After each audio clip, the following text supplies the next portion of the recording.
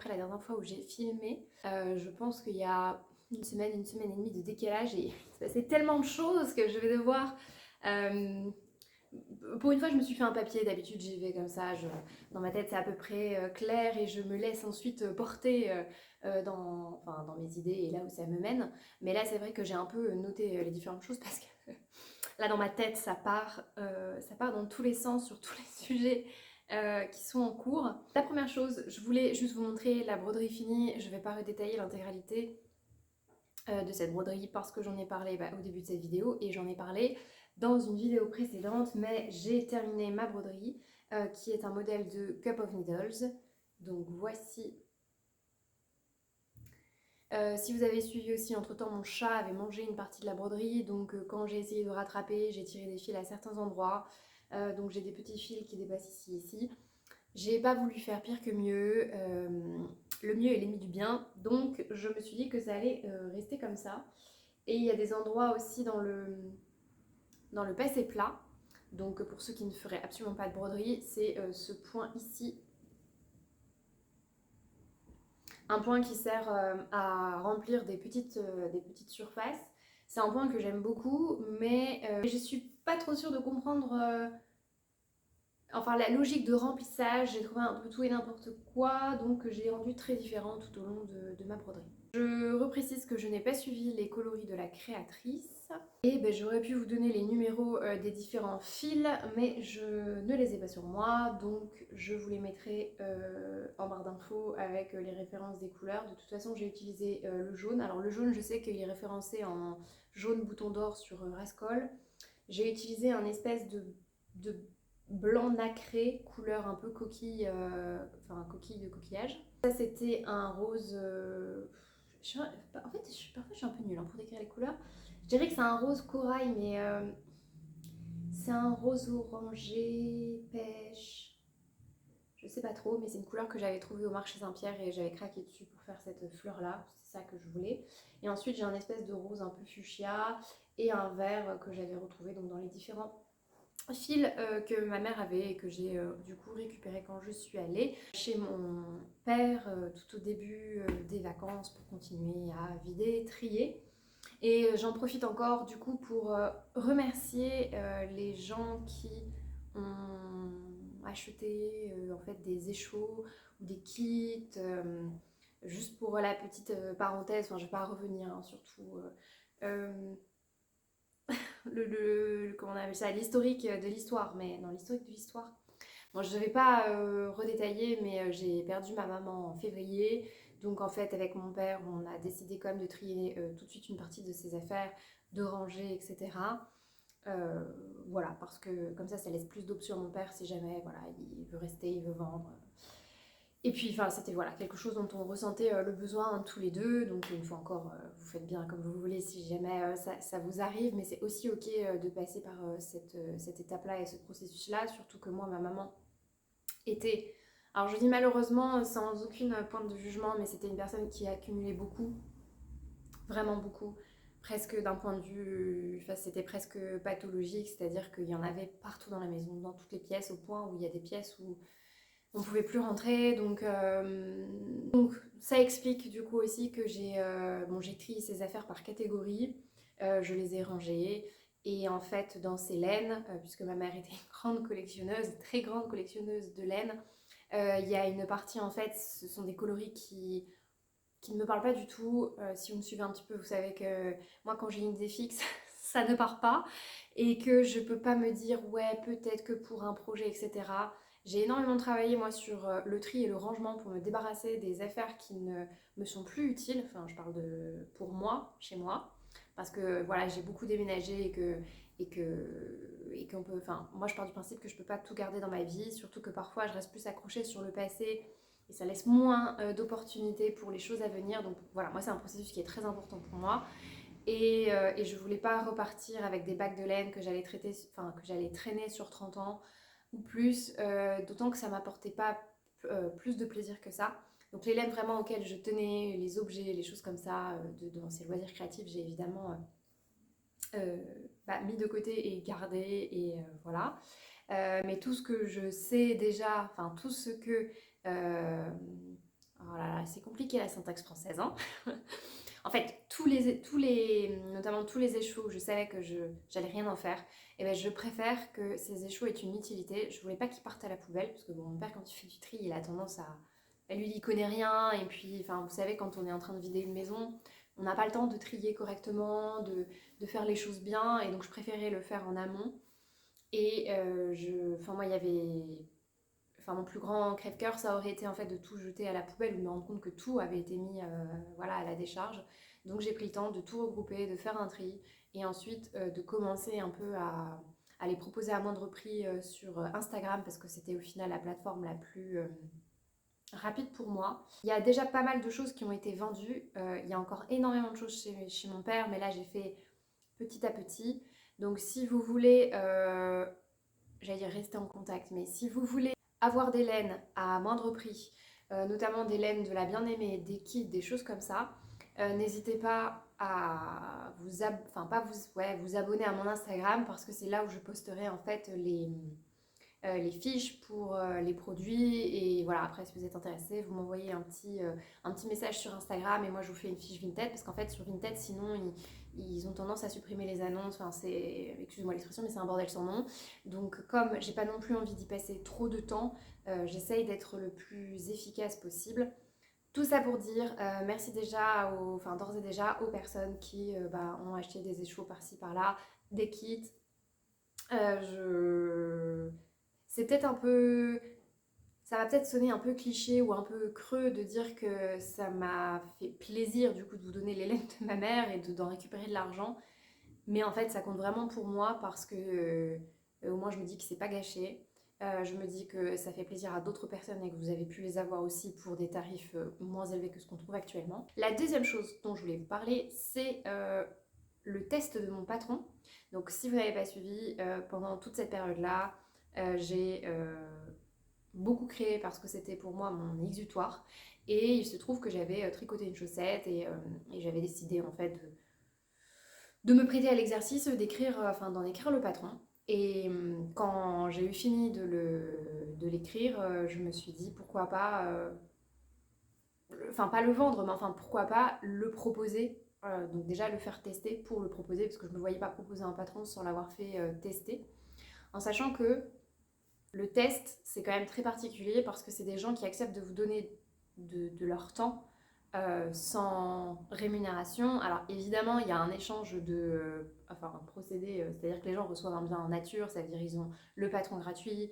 Alors ils ont évidemment le patron déjà en forme brouillon. Et ensuite, enfin souvent, je pense que ça fonctionne comme ça, on donne la version finale gratuitement à ces testeurs, éventuellement un code promo ou une offre sur un patron existant de la bibliothèque.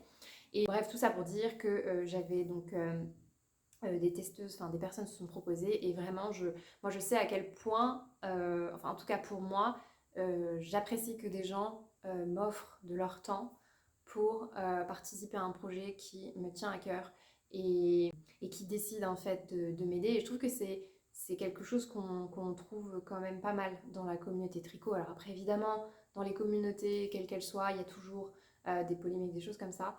Mais vraiment, donc voilà, je le redis du coup publiquement, sans forcément les nommer parce que déjà je leur ai pas demandé leur avis, donc je vais pas le faire. Mais je remercie vraiment du coup mes testeuses qui m'ont fait des retours précieux. Et je pense que je ferai une vidéo spécialement là-dessus. Parce que bon, tout le monde n'aime pas les vidéos d'analyse, tout le monde n'aime pas forcément aussi les vidéos axées très design parce que ça a un petit côté je fais ma pub, je fais ma vidéo pour vendre mon produit. Bon, je trouve ça intéressant de partager des connaissances sur des processus pour que si un jour vous êtes intéressé, vous puissiez éventuellement, alors non pas trouver la vérité absolue, mais en tout cas trouver des informations qui potentiellement pourront vous aider à avancer dans votre propre réflexion. Euh, je pense que le patron sortir, enfin j'aimerais bien en fait qu'il sorte début mai. Au début je m'étais dit avril, mais entre temps il s'est passé plein de choses voilà, qui ont fait que tout était un peu mouvementé et en fait j'aimerais beaucoup faire mes propres tutos vidéo parce que j'ai du mal à me dire que je vais mettre un lien qui renvoie vers des vidéos d'autres créateurs à qui j'ai pas forcément demandé l'autorisation, même si en fait ça leur rapporte des vues, parfois ça leur génère des revenus, etc. Et qu'en fait c'est sur YouTube et que je sais pas trop comment ça marche en fait là. Je sais que ça se fait, mais en fait je sais pas trop si c'est vraiment légal. Et bon, j'ai pas trop envie de faire n'importe quoi. Euh, Alors la deuxième chose dont je voulais vous parler, non la deuxième, la troisième, moi je commence à perdre le compte, c'est cette petite chose. Donc mon gilet en crochet, donc le crop top Léa qui est terminé. Alors j'ai galéré sur les manches, j'ai essayé des trucs, ça me plaisait pas. À la fin j'ai fini avec des rangs de brides et je sais plus si j'ai fait des mailles serrées. Non, je crois que j'ai fait que des rangs de brides parce que je trouvais que c'est ce qui rendait le mieux dans ce que j'ai un peu essayé. Et vous vous rappelez, je vous disais que ça allait être peut-être à la limite d'être trop serré, tout ça. Donc j'avais lavé le projet. Alors comme c'est du coton de chez Langyarn, je l'ai passé à la machine à laver. Je l'ai fait sécher dehors en mettant quand même des petits pics de blocage pour voir. Et en fait, une chose que je n'avais pas calculée, c'est que l'écart là au niveau de l'épaule, moi en fait j'ai l'impression que j'ai une longueur d'épaule, donc vous savez on part de la base de la nuque jusque là, le petit os là. Ben, j'ai l'impression que par rapport à ma taille, j'ai une longueur d'épaule plus courte que la moyenne. Et donc je me retrouve vite avec des coutures souvent qui sont plus basses ou en tout cas pas au bon endroit. Là sur ma chemise qui est la chemise Skyline dont il faut d'ailleurs que je vous parle, la couture est plus basse volontairement. Donc là je vous renvoie à la vidéo d'Emily quand elle présente sa collection Manhattan. Non, Staten, la collection là autour de New York. Je vais pas me déshabiller parce que j'ai froid, mais si je vous réessaye le projet, je pense que vous allez vous rendre compte quand je ferme, en sachant que, enfin, en gros, ça fait un petit bec ici. Je pense que c'est à la fois dû au point, parce que là, on tombe dans un endroit où il y a des jours, enfin, c'est ajouré, et en même temps, on tombe à la lisière où il y a la couture. Enfin, du coup, ça rebique un peu, mais en fait, la couture, elle tombe bien, bien plus basse. Ça se voit peut-être moins là, je pense, parce que j'ai une chemise, donc une épaisseur, mais quand j'ai pas ma chemise, je pense que ça se voit légèrement, et ça, je pourrais pas le rattraper à moins de refaire le projet. D'autant plus que je peux pas compter sur l'encolure, vous voyez, pour tirer un petit peu et resserrer au niveau du cou, pour la simple et bonne raison que c'est un décolleté arrondi, presque, ça ressemble presque à un décolleté carré. Écoutez, il faut que je le termine. C'est vrai que là, faire les finitions, tout ça, sur tous mes projets, donc broderie, crochet, j'étais sur des projets de finition et c'était pas ce que j'avais envie de faire en ce moment. Mais bon, j'ai rentré mes fils et il me reste à trouver des boutons. Dans le patron, il me propose de crocheter les boutons, mais bon, la dernière fois que j'ai voulu changer le patron, ça m'a pas plu, donc peut-être que je vais suivre le patron, mais je sais pas si. Et en même temps, je vois pas trop quoi mettre d'autre. Ouais, je vois pas trop quoi mettre d'autre. Après, c'est vrai qu'il y a une question qui se pose. Alors, normalement, c'est un débardeur pour l'été.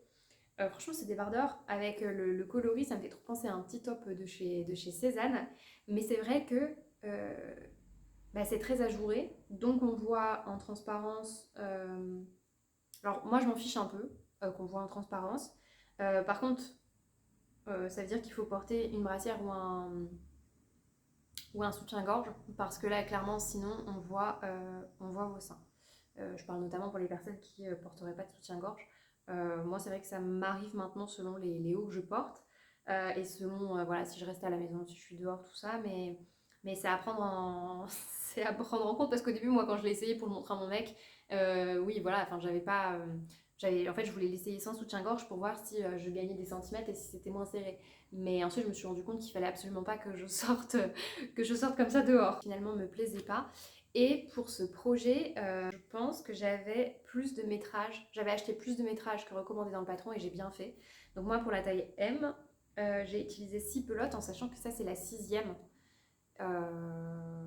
Et évidemment, je ne l'ai pas terminé. Je ne sais pas trop sur 50 grammes combien il me reste. Mais j'aurais pas pu faire sans cette 6e pelote. Donc à mon avis, il faut un peu plus de métrage que préconisé. Enfin, en tout cas, pourtant j'ai tricoté, j'ai l'échantillon, j'ai crocheté en 4. Donc c'était le crochet recommandé, j'ai l'échantillon normalement. Après, j'ai pas vérifié si j'avais l'échantillon en hauteur, parce que vu que c'est un point qui s'étend un peu, enfin sur lequel on peut tirer, je savais pas trop. Pour l'instant, j'ai pas d'autres projets crochet. Alors en termes de projet, pour l'instant, je suis un peu au niveau 0. C'est vrai que ça m'embête de ne pas avoir non plus un projet tricot zéro cerveau que je puisse tricoter parce que j'aurais besoin un petit peu d'occuper mes mains de manière mécanique. Mais bon, c'est. Donc là, j'en suis au stade où il faudrait que je lance un projet, mais les débuts de projet, bah, souvent vous tricotez en aller-retour, il faut un peu réfléchir tout ça. Donc c'était pas forcément ce que j'avais envie de faire. Et puis surtout, j'étais partie un peu dans la création. Mais alors, ça m'a pris tout mon espace mental, je partais un peu dans tous les sens. J'étais à deux doigts de créer des patrons de broderie. En même temps, je voulais designer un petit pull pour le bébé de ma belle-sœur. Enfin, parfois, c'est fatigant d'être fatigant d'être moi. Je vais quand même peut-être vous montrer parce que on parle souvent des projets, des projets finis, des réalisations, tout ça. On parle pas assez des projets ratés et des projets qui n'aboutiront jamais. Justement pour ce projet pull qui m'a pris au moins deux jours, tout ça pour à la fin n'aboutir à rien du tout et gâcher tout cette fil. En fait, au début, j'avais ce fil de chez. Alors, je sais maintenant comment on dit la fameuse marque imprononçable. Ça, c'était un mélange coton acrylique de Schreipius. La seule chose qui m'embête, c'est qu'en fait, il y a beaucoup de leurs fils qui sont made in China. Euh, mais en fait, vous savez pas trop quels sont les. Ouais, dans quelles conditions ça a été fait, tout ça. Donc, ouais, je suis pas hyper convaincue. J'ai même abandonné la fin de l'échantillon. Alors, j'ai essayé de le faire en rond avec la technique, vous savez, où vous tirez le fil pour pas avoir à monter trop de mailles. Mais il y a un moment, j'ai dû m'embrouiller en le faisant. Enfin, j'ai pas l'impression. Après, j'ai pas fait peut-être assez de rang. Mais mon point alvéolé, il est. Enfin, je sais pas. C'est pas ce que j'attendais. C'est trop gros, c'est trop épais. Donc, pour un pull. En fait, ce que je cherche, c'est un fil coton mérino. Mais je voudrais quelque chose de chiné beige, mais avec un fil fin. Bah, autant vous dire que ça n'existe pas. Et au début, je me suis dit que j'allais prendre un fil de mérino très fin, mettre un petit fil de mohair, mais en fait, pour un bébé, ça n'a pas de sens puisqu'il faut éviter le mohair. Donc voilà où j'en suis dans ma réflexion et je me suis rendu compte qu'en fait, si ça se trouve, mon projet, bah, ça va pas marcher quoi. Bon, ça arrive hein, dans les processus créatifs, parfois on a tout dans la tête, on se dit non mais c'est super, ça va faire ci, ça va faire ça, puis en fait il y a des choses auxquelles on n'a pas pensé et ça marche pas. J'ai essayé de le refaire avec un reste de coton, non pas coton merino, de mérino de Knitting for Olive que j'avais. Donc ça c'est des restes de mon châle Pythagore. Déjà en termes de rendu et de finesse, c'est déjà plus ce que j'aime. En fait il me faudrait un fil light fingering. Déjà, sur le point à le voler, il y a plein de manières de le faire. Vous avez une manière qui consiste à faire des mailles et des mailles doubles. Et vous avez aussi une technique, et c'est ce que j'ai trouvé chez Andrea Amori, avec des jetés. Je ne sais pas trop quel est l'avantage de l'une ou l'autre méthode. J'ai cru comprendre que dans ce point, quand vous le tricotez en rond, mais je ne sais pas si selon la technique que vous utilisez ça change, qu'en fait au changement de rang quand vous tricotez en rond, ça fait une démarcation qui est inévitable. Et du coup, moi je voulais tricoter un pull où il y a une ouverture sur le devant. Donc, ça veut dire qu'au début, il faut tricoter en aller-retour. Mais ensuite, une fois que vous arrivez en dessous, je voulais tricoter en rond. Enfin, moi, si sur le pull, il y a une démarcation moche, même si elle est sur le côté, ça me plaît pas. Donc, je sais, enfin, j'ai pas de solution là sur comment faire. Et donc, voilà, j'en suis arrivée pour l'instant à la conclusion que je n'ai pas encore les compétences nécessaires du coup, pour faire ce projet parce que je pense que je maîtrise pas assez le point et que je sais pas trop comment faire. Et en plus, l'inconvénient de ce point en rond, c'est que quand vous le tricotez en rond, il est plus pénible à tricoter qu'à plat. Mais en même temps, je n'avais pas forcément envie de faire un patron en morceaux parce qu'en fait, je voulais faire un raglan. Bon, voilà où j'en suis pour le moment dans ma réflexion. Est-ce que j'ai le temps de terminer sur ma chemise? Je voulais juste vous parler du tissu parce que c'est une petite marque, enfin une petite. Oui, si, c'est une petite marque qui est apparue au CSF, donc c'est une marque encore assez jeune. C'est la marque Kumquat Studio qui vend des viscoses, alors avec des labels, mais je ne sais plus exactement ce qu'il y a derrière ces labels. Dans mes souvenirs, c'était une viscose qui était, alors quand je dis produite éthiquement, c'est que le label indique que du coup c'est pas fait n'importe comment et c'est pas censé polluer à outrance, même si la viscose de manière générale c'est quand même une matière en fait assez problématique. Si vous voulez être sûr d'avoir un tissu à peu près semblable mais de meilleure qualité d'un point de vue éthique, responsable et tout ce que vous voulez et avoir un vêtement beau, fluide, tournez-vous vers le tencel, mais le tencel coûte bien plus cher. Après, ce tissu-là, il n'était pas donné non plus, hein, on est autour d'une vingtaine d'euros. Et bon, on peut pas tout avoir, donc après c'est à vous de décider si ça vaut le coup ou pas, en sachant que c'est donc une créatrice française. C'est un tissu avec un tissage serré, donc c'est pas une viscose. Vous savez, un peu comme les tissus, on appelle ça les méchants tissus, les tissus très fuyants qui se déforment, c'est pas du tout le cas. Alors après, ça reste de la viscose, hein, donc à coudre, c'est pas comme un coton, c'est quand même beaucoup plus galère. Et notamment sur cette chemise avec des plis, tout ça, c'était pas une mince affaire. Mais ça se voit que, en tout cas, comme ça, je dirais que c'est un tissu qualitatif. Maintenant, il faudra voir si dans le temps, la teinture et le tissu tiennent la route. Je ne l'ai pas encore lavé, mais en tout cas, ça ne fait pas l'effet, vous savez, boulochage de la viscose, où d'un seul coup, vous avez des espèces de petites moumoutes de tissu qui se créent, comme je vous avais montré sur mes précédents vêtements. Et pour revenir sur la chemise de Skyline, je redétaillerai, mais les poches ne sont pas dans le patron original, dans le patron d'origine. C'est une chemise qui se caractérise donc par des jeux de plis qui sont censés se répondre. Donc vous avez des plis devant, vous avez des plis sur le pied de col. Je sais absolument pas. De toute façon, je pense qu'il faudra que je refasse une vidéo de la chemise. Vous avez aussi des plis sur... Comment ça s'appelle ce truc? Le poignet de manche, qui sont censés répondre aux plis que vous faites sur la manche. Je vous avoue que ce pli-là, c'est celui dont je suis le moins convaincue. Mais pour le faire très rapidement, maison fauve. Si vous achetez le PDF, ce sont des A0. Non, il y a des A0, mais ce sont, si vous voulez imprimer le format A4, il n'y a pas de marge. C'est-à-dire qu'il faut coller le PDF bord à bord. Moi, je trouve que, certes, c'est un gain de temps, mais le risque, c'est que, en fonction de comment vous imprimez, et ça, vous ne pouvez pas le décider, voilà, ça dépend de l'imprimante que vous avez. S'il y a le moindre souci, vous aurez des décalages, et quand vous poserez les PDF, etc., et que vous allez scotcher, vous allez vite vous rendre compte qu'il y a peut-être un problème. Donc moi, je trouve que ça manque de précision. Après, voilà, c'est un choix de la marque. Donc moi, c'est vrai que je préfère du coup faire imprimer le A0.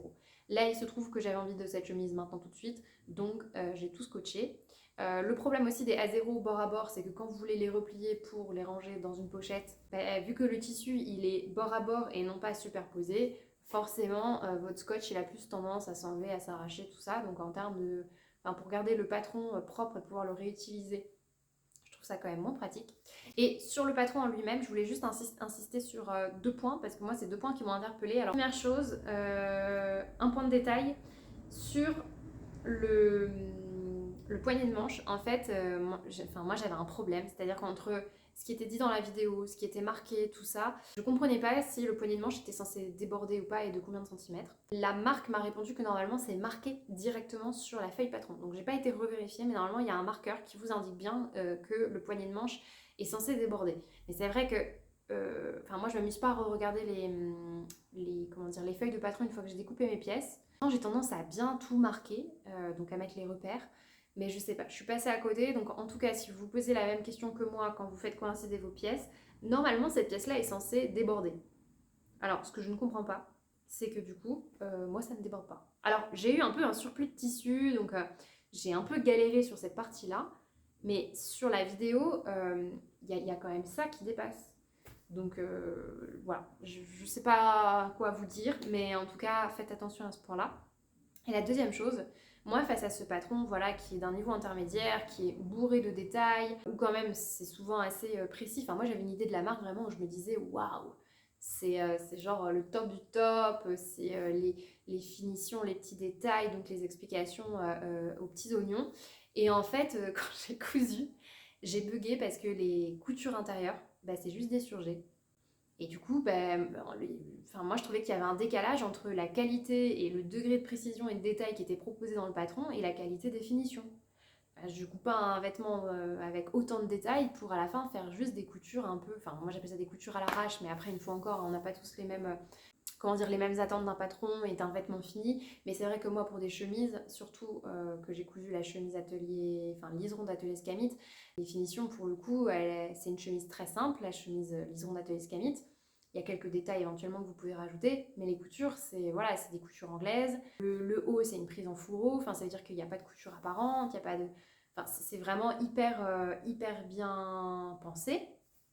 À part peut-être la finition du bas, voilà, l'ourlet qui est assez simple. Alors attention, ne me faites pas dire ce que je n'ai pas dit, c'est-à-dire que parfois c'est ok de faire juste une couture avec un surjet parce qu'en fait ça fait moins d'épaisseur, parce que c'est plus pratique. Voilà, il y a des moments, des vêtements où j'ai pas eu le choix que d'utiliser cette finition-là. Mais là, je comprenais pas pourquoi il n'y avait pas ça alors que c'était possible de faire. Donc moi, j'ai fait des finitions, j'ai fait des coutures anglaises, mais ça n'est pas ce qui est proposé dans le patron. Et la deuxième chose qui n'est pas proposée, c'est justement la prise en fourreau. En fait, la finition, c'est que vous cousez et tout est apparent. Et alors au début, je me suis dit que c'était peut-être dû aux différentes variations dans le patron et que du coup, ils ont choisi une seule et même explication pour éviter que le patron soit trop complexe, trop compliqué et que ça risquait de perdre un peu les couturières. Donc finalement, je ne sais plus si c'était pour ça, mais il y a une version où il y a un triangle dans le dos. Et donc je ne sais pas si c'est possible de faire cette finition, mais en tout cas, si vous faites le dos plein, moi du coup, j'ai pas suivi le patron et j'ai fait une prise en faux. Quand j'ai demandé du coup à la marque, je leur ai juste dit que voilà, j'avais été un peu surprise de ça et que ça m'avait un peu interpellée. Ils ont juste dit qu'au vu du nombre de détails sur la chemise, ils voulaient pas la rendre encore plus difficile. Donc je pense que des coutures anglaises par rapport à des plis qui demandent de la précision, des poches qui demandent de la précision, parce que normalement il y a des poches aussi avec des plis, des choses comme ça. Bon, moi je vais rajouter des rabats, j'ai changé le format de poche, tout ça, mais je pense que quand on est à ce degré de détail, enfin les coutures anglaises à côté et la prise en fourreau, c'est doigt dans le nez. Hein. C'est plus simple à faire, je trouve, parce que c'est juste des coutures. Ça ne demande pas tellement enfin, ça ne demande pas une précision accrue, quoi. Donc voilà pour ce petit chemisier. J'ai mis des boutons, parce que les boutons proposés par la marque donc de Kumquat Studio me plaisaient pas plus que ça. En fait, je les trouve un peu en décalage par rapport au tissu. J'aurais voulu des boutons simples comme ceci, qui sont des boutons d'Atelier Brunette, sauf qu'Atelier Brunette arrête le coloris tangerine, qui est le coloris que j'ai utilisé. Donc moi je les ai achetés juste avant que tout disparaisse, mais vous ne pourrez pas les retrouver, je sais pas s'il y en a encore un petit peu sur différents sites, sur différents revendeurs. Mais voilà, je trouve que c'est dommage parce que après c'est peut-être un coloris qui se vendait pas assez, je sais pas. Ah oui, pour le billet, bon j'ai pas suivi non plus, j'ai utilisé en fait le tuto de Rachel Lajoie, mais je pense qu'elle l'a enlevé depuis quelques temps sur Instagram, enfin ça fait maintenant quelques années. Mais peut-être qu'à l'occasion, je vous en reparlerai si un jour je fais un vlog sur un vêtement que je couds. Et le coloris, du coup, c'est le coloris Rooibos. Donc n'hésitez pas à aller voir cette petite marque. La seule chose que j'ai, enfin, difficulté, mais en fait qui n'est pas liée au tissu en lui-même, donc ou à la créatrice, hein, c'est que j'ai une centrale vapeur qui normalement est censée se régler toute seule et qui, je pense, parfois ne sait pas se régler toute seule. Et donc quand j'ai repassé ce tissu-là, le tissu avait tendance à se rétracter et je pense qu'en fait ma centrale vapeur était trop chaude, enfin la température était trop élevée par rapport au tissu. Sauf que comme je ne peux pas le régler, bon à la fin j'ai mis une espèce de pâte mouille ou un tissu intermédiaire pour limiter ça. C'est pas tellement une chemise que j'ai beaucoup portée, je sais pas pourquoi. Pourtant, la couleur, je trouve que c'est une couleur qui me va bien. Le tissu est agréable, mais je sais pas. Je suis peut-être trop habituée à la chemise de Scamit. Hein. Moi, une fois que j'ai un vêtement qui me plaît, tout ça, j'ai un peu du mal à essayer autre chose dans la même catégorie. Donc là, c'est une chemise, même si. Je pense que ce qui sauve, c'est que comme il y a des détails, pour moi, c'est quand même pas la même chemise, mais. Bon, vous voyez, j'ai changé les poignées de manches aussi, je les ai réduits en hauteur, mais je pense que j'ai dû parler pendant une éternité. Donc ce que je vous propose, c'est qu'on s'arrête là. Toujours, je vous remercie beaucoup d'avoir regardé cette vidéo, d'autant plus si vous avez tout regardé. Merci vraiment pour tous ceux, enfin toutes celles plutôt qui me laissent des petits messages. Parfois il y en a qui me laissent juste des petits cœurs pour m'indiquer qu'elles sont passées par là. Et puis en plus ça participe aussi à faire remonter la vidéo dans l'algorithme YouTube, en tout cas pour pas que la vidéo perde en visibilité. Parce que parfois en fait YouTube ne propose plus la vidéo non plus aux personnes qui sont abonnées. Enfin moi j'ai remarqué que j'avais ça en tant que consommatrice YouTube. C'est que parfois des créateurs et des créatrices que je suivais, en fait, je vois plus leurs vidéos apparaître. YouTube me les propose plus, alors qu'ils sont dans mes abonnements. Donc c'est un peu curieux. On va s'arrêter là pour aujourd'hui. Merci encore 1000 fois donc, pour tout. Et on se dit à très bientôt pour une prochaine vidéo.